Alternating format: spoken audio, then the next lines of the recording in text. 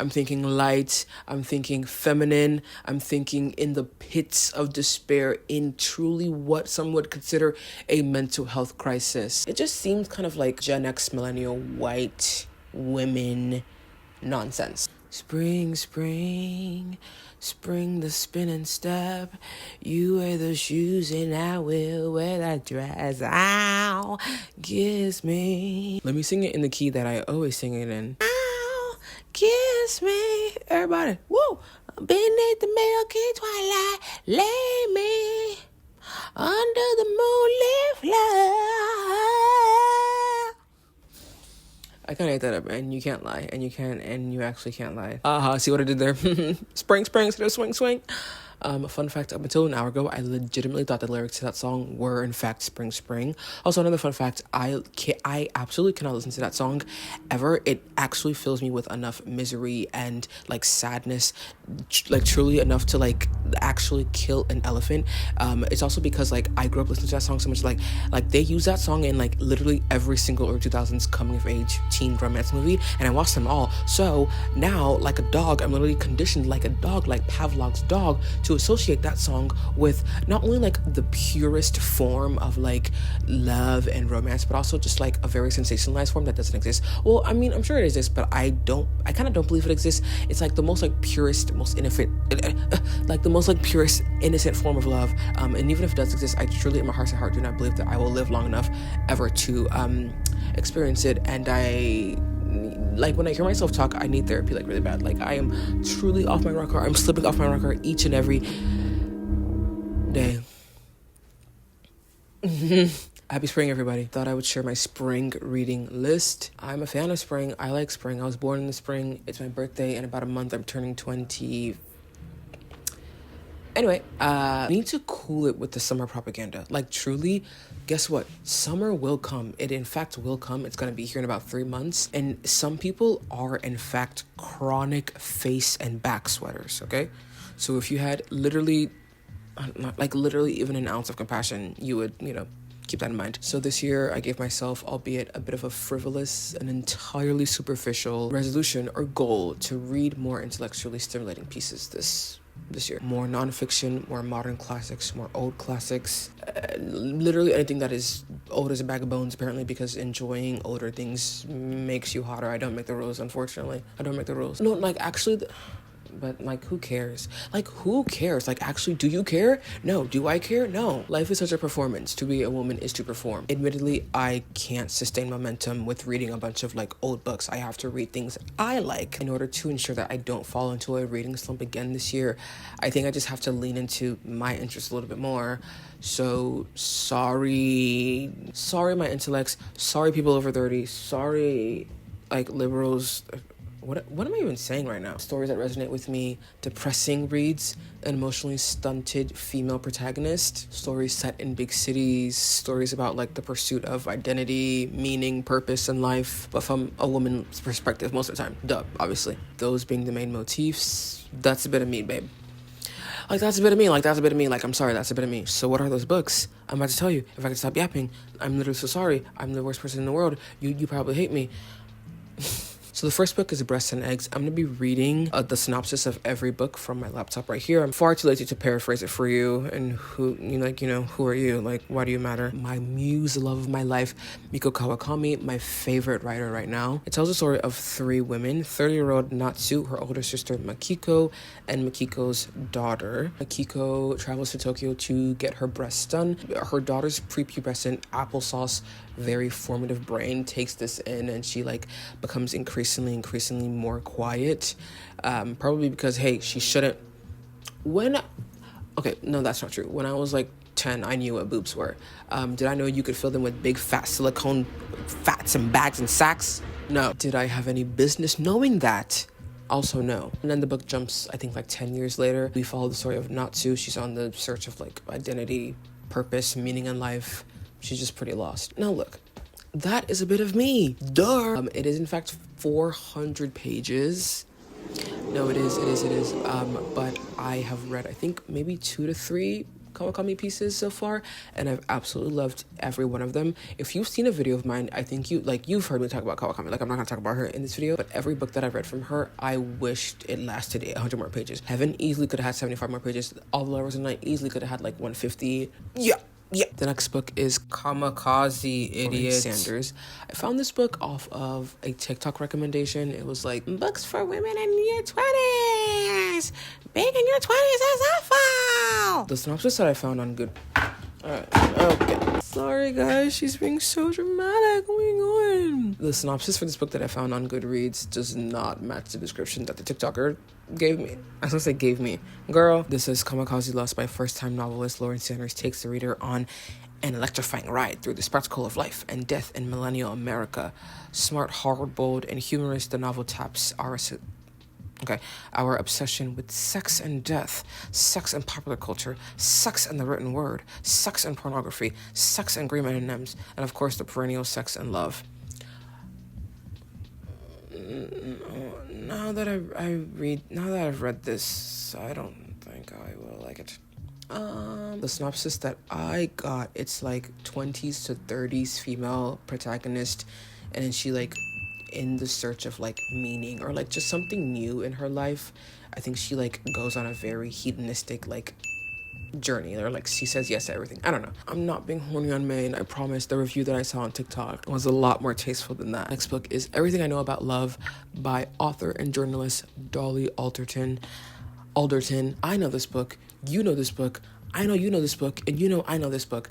Every single woman in her 20s and 30s, I think, has read this book. So much to the fact that I don't even think I need to give you a synopsis, but I will. It says, the wildly funny, very doubtful, occasionally heartbreaking, and internationally best-selling memoir about growing up, growing older, learning to navigate friendships, jobs, loss along the ride. This is a memoir by Dolly Alderton. She weaves in personal stories and like little anecdotes and lists and recipes and things like that. Am I expecting to read this book one day and kind of just like take in a bunch of tepid takes, being like, your friends matter, don't center yourself on romantic love, when that man leaves you, your friends will be there, girls matter, girl power, girl love.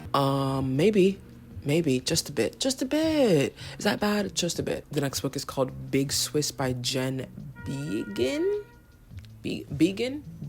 This book is about Greta. She lives in New York and she is a transcriptionist for a sex therapist. She falls in love with him, and then they begin a very fun, hey, guess what, guys, affair. She falls in love with him while listening to his sections. They hadn't even met yet. Then they meet, and then, they start the affair. How do you fall in love with someone's voice? Like, I get infatuated. I get, hey, guys, I get it. But falling in love... After one of my mutuals on TikTok, Melissa, reviewed it, I am a little bit less inclined to read this book. It just seems kind of like Gen X millennial white women nonsense. It does. All of the critiques that she gave are critiques that I, in fact, would give. And I'm not going to say that I don't think that white women possess a strong or existent comedic voice in literature. It's just not a comedic voice that translates over to me, to my black arse, to me, to my first gen immigrant. Like, it's, you know what I mean? Like, it's just not, we're just not gonna align. It is my favorite corporate lingo. That's my favorite word. Align, we just don't align. I also heard that there was like a line in it about like Japanese or I don't know, whatever. The plot seems cool, so we'll see. The next book is The Odd Woman in the City by Vivian Gornick. Hey guys, guess what this is? Another memoir. Literally, who is surprised? Who's surprised? Let's read this out. Oh! A memoir of self-discovery and the dilemma of connection in our time. The Odd Woman in the City explores the rhymes, chance encounters, and ever-changing friendships.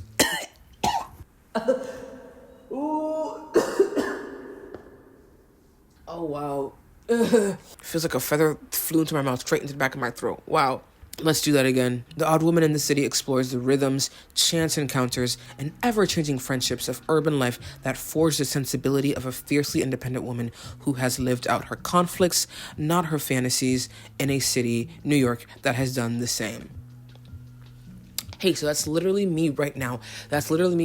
Hey guys, that's literally me right this second. The only difference, I'm sure, is that like Vivian probably wrote this being like 10 years older than me at this point. Literally all the same. Literally the same. That's me. That's me. She's her. I'm me. It's a bit of me vibes. Like, what can I say? I think I can definitely see what the theme is for the books that I'm going for this spring. I'm thinking light, I'm thinking feminine, I'm thinking in the pits of despair, in truly what some would consider a mental health crisis. The next book is The Virgin Suicides. I don't know why I want to read this book. I don't know why. To me, it seems very, very springy. I'm sure everyone knows what it's about. It's about like these sisters, the Lisbon sisters. Just talks about like their home life, their school life, and then in the end, hey guys, this isn't a spoiler, but it's kind of a spoiler, they all kill themselves. I just feel like I will really enjoy this, and even if I don't enjoy it, I can come to youtube.com. I can go onto my iPhone to youtube.com and then rant to you. Who are you watching this? I don't know, but I'm sure you'd appreciate it one way or another. And I can tell you why I liked it, why I didn't like it. So really, reading it, is it a loss? Is it a gain?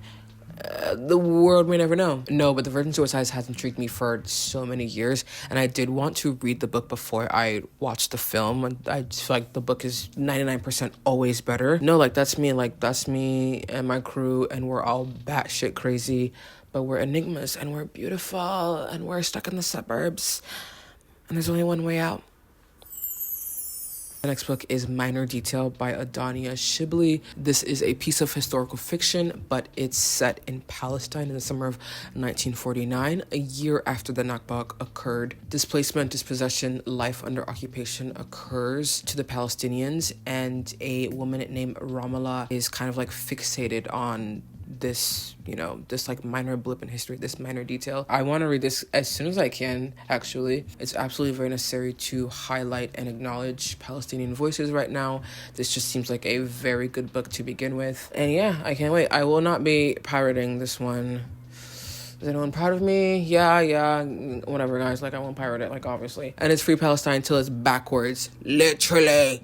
The next book is Two Girls, Fat and Thin. Oh, I thought it was One Fat, One Thin. Okay, well, the title One Fat, One Thin would have been better. Justine, a beautiful, lonely, sexually addicted young woman, meets Dorothy, fat, maladjusted, and unhappy since childhood. Superficially a study in contrasts, yet share equally haunting sexual burdens carried since youth. With common secrets, they are drawn into a remarkable friendship. You guys, seriously, contemporary female friendship, what women go through, I'm very eager and excited to observe what kind of prose this book takes on. How does Mary Gateskill, show me what you got, Gateskill. How is this woman going to establish a clear dichotomy between two different women who are seemingly very different, but obviously share a lot of sentiments and experiences. The next book I have here is After Dark by none other than Mr. Haruki Murakami. 19-year-old Mari is waiting out the night in an anonymous Denny's when she meets a young man who insists he knows her older sister, thus setting her on an odyssey through the sleeping city. In the space of a single night, the lives of a diverse cast of Tokyo residents, models, prostitutes, mobsters, and musicians collide in a world suspended between fantasy and reality. Another one of my mutuals on TikTok, Cam, recommended this. I didn't think I'd be that much into surrealism and magic realism in text, but after reading Yoko Ogawa, I know she doesn't really do whatever. After reading Yoko Ogawa and the author who wrote the whole, oh my god, I'm blanking, I really enjoyed it a lot more than I thought. So let's see. I could be entering my magic realism fantasy arc this year. The next book I have is The Catcher in the Rye by J.D. Salinger. Yeah. Central Park, beaten up by pimps. What? This sounds so stupid. I'm sorry. Coming of age literature and allergy. What the? Is that allergy? To teenage alienation, capturing the deeply human need for connection and the bewildering sense of loss as we leave childhood behind. No, this is a bit of me. If there's one thing I kind of really always grapple with, and I haven't even processed it myself, is life when you're on the precipice of adulthood. Just like The Virgin Suicides, even if I don't like it, guess what I'm going to do? I'm going to come onto this platform, I'm going to run my big, fat, stupid mouth, and I'm going to tell you why I didn't like it. And we're going to have a discussion, just me and you, and well, that's what we do. The next book I have on here is What I'd Rather Not Think About by Jente Postuma. Oh my god. Okay, I'm definitely not saying it right, so I will in fact dub it. The narrator is a twin whose brother has recently taken his own life. Ouch. Ouch. She looks back on their childhood and tells, oh, I'm gonna cry at this. Oh, yeah. She looks back on their childhood and tells of their adult lives, how her brother tried to find happiness but lost himself in various men and the Bhagwan movement, though never completely. Kusuma tells the story of a depressive brother viewed from the perspective of the sister who both loves and resents her twin, struggles to understand him, and misses him terribly. So remember when I said my vibe would also be very, very, very depressing? Yes. There it is. This seems incredibly melancholic, but also like very sweet and tender and very, very, very depressing. And I kind of can't wait. I know for a fact that I will sob at this. The last book on my list is Acts of Service by Lillian Fishman. A provocative debut of sex and sexuality as a 20-something New Yorker pursues a sexual freedom that follows no other lines than her desire. This is about Eve, a young queer woman in Brooklyn who's looking for answers. On an evening that she's feeling particularly impulsive, she posts some nude photos of herself online. Oh, Eve, that's never a good idea ever. Why would you do that? Eve then soon meets Olivia, and through Olivia, the charismatic Nathan, and soon the three begin a relationship. Oh, that's fun. I promise I've read the synopsis of these. I put these on my TBR like maybe 7 months ago. I promise. The three begin a relationship that disturbs Eve as much as it delights her. As each act of the affair unfolds, Eve is left to ask, to whom is she responsible? To what extent do our desires determine who we are? I do appreciate that this is a formal piece of literature, but I can literally hear this entire story fleshed out from start to finish from literally a random girl in any Bushwick bar. I am so drawn to literature that like I can kind of vicariously live through. It seems fun. Sue me. Oh, wow. Now that I scroll through, why are so many of these books about sex? So many are about sex. They're about intercourse. They're about coitus. They're about doing S. Yeah. What's that about, dude? What is that about? What is the most sensual like time of year or like season? I feel like it's not spring. That is my reading list for the spring. I am going to read all of these. And I'll let you know what I thought about literally each and every one of them. Apparently what I'm getting into this spring is sex. Just tons and tons of sex and rock and roll and sex.